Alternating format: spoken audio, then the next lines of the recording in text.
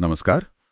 आज हम एक बहुत ही आम सी लगने वाली लेकिन गंभीर हो सकने वाली स्थिति पर बात करेंगे, पीलिया यानी जॉन्डिस। जी। हमारे पास एक लेख है, पीलिया, कारण, लक्षण और घरेलू उपचार। तो आज इसी की तह तक जाने की कोशिश करेंगे। बिल्कुल, देखते हैं इसमें क्या जानकारी दी गई है। हाँ, मतलब समझेंगे कि ये पीलिया आखिर है क्या, क्यों होता है, लक्षण क्या हैं इसके, और स्रोत में जो घरेलू उपचार और सावधानियां बताई हैं उन पर भी बात करेंगे। ठीक है। तो शुरू करते हैं सबसे जानी मानी पहचान से, आंखें पीली हो जाना। ये क्यों होता है, कैसे होता है? हाँ, देखिए पीलिया जो है ना, वो असल में कोई अपने आप में बीमारी नहीं है। अच्छा। जी, ये एक लक्षण है, संकेत है कि शरीर में कुछ ठीक नहीं चल रहा।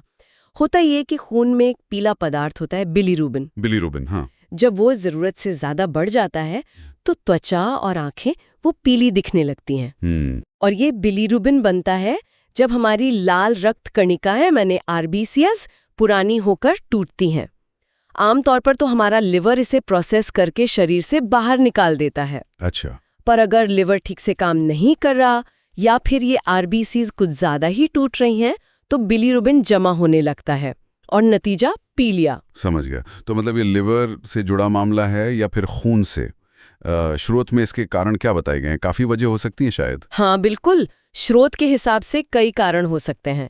एक तो है लिवर की कमजोरी या उसमें सूजन आ जाना। जैसे वायरल इन्फेक्शंस होते हैं ना, हेपेटाइटिस ए, बी या सी, ये सीधे लिवर पर असर करते हैं। हाँ, सुना है इनके बारे में। इसके अलावा खून की कमी यानी अनीमिया का भी एक प्रकार होता है जिसमें आरबीसी ज्यादा टूटती हैं। वो भी एक वजह बन सकता है। और फिर एक और बात है, पित्त की नलिकाएं, अगर उनमें कोई रुकावट आ जाए। रुकावट किस तरह की? जैसे मान लीजिए पित्ताशय यानी गॉल ब्लैडर में पथरी हो या कोई ट्यूमर हो, तो वो बिलीरुबिन को शरीर से बाहर निकलने का रास्ता रोक देता है। ओह, तो वो खून में ही जमा होता रहता है? जी बिल्कुल।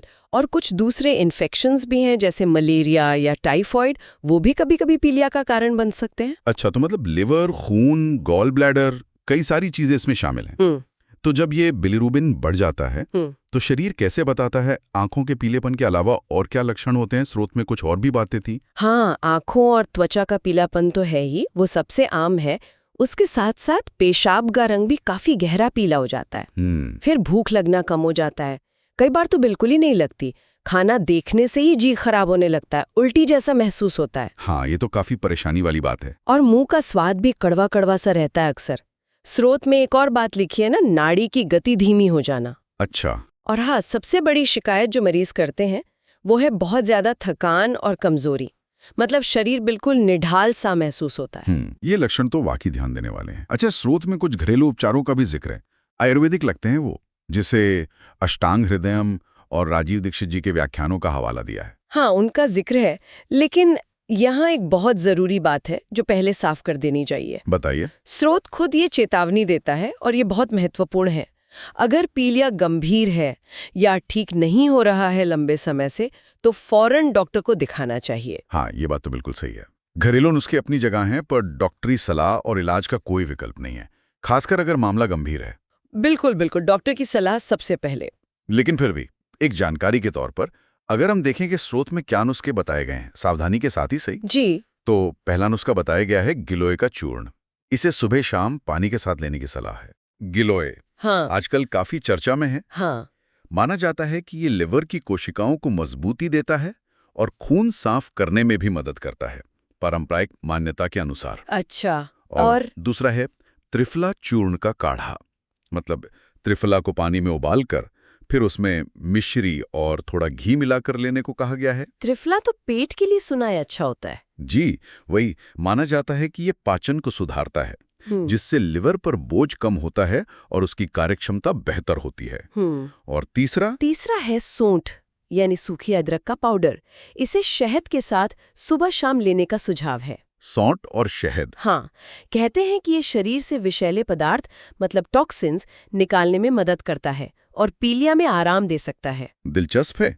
ये सारे नुस्खे कहीं ना कहीं लिवर, पाचन और शरीर की सफाई पर ही जोर दे रहे हैं। जी, ऐसा ही लगता है। और आखिर में कुछ सावधानियां भी बताई गई होंगी खाने पीने को लेकर। हाँ बिल्कुल, खान पान का परहेज बहुत जरूरी बताया गया है। जैसे तेल वाला, मसालेदार, तला भुना खाना, भारी खाना, ये सब बिल्कुल बंद। अच्छा। शराब, तंबाकू, जंक फूड, इनसे तो पूरी तरह दूर रहने को कहा गया है। सही बात है, ये तो लिवर के लिए वैसे भी ठीक नहीं है। जी, और खाने में क्या लेना है? बिल्कुल साफ, हल्का, उबला हुआ खाना, जैसे दलिया है, खिचड़ी है, उबली हुई सब्जियां हैं, और पानी खूब पीना है। मतलब शरीर को आराम देना है और आसानी से पचने वाला खाना खाना है। बिल्कुल। तो कुल मिलाकर हमने इस स्रोत के आधार पे ये समझा कि पीलिया असल में बिलिरुबिन बढ़ने का एक लक्षण है।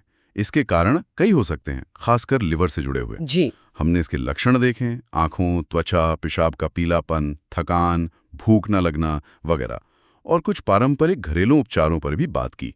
लेकिन उस जरूरी चेतावनी के साथ कि डॉक्टर की सलाह सबसे पहले लेनी है ना? हाँ, वो सबसे महत्वपूर्ण है। और साथ ही खान पान में क्या सावधानियां बरतनी है वो भी जाना। जी। ये सारी जानकारी हमें ये सोचने पर मजबूर करती है कि हमारा लिवर, जिसके बारे में हम शायद रोज नहीं सोचते, वो हमारे पूरे शरीर के स्वास्थ्य के लिए कितना ज्यादा जरूरी है। सही कहा।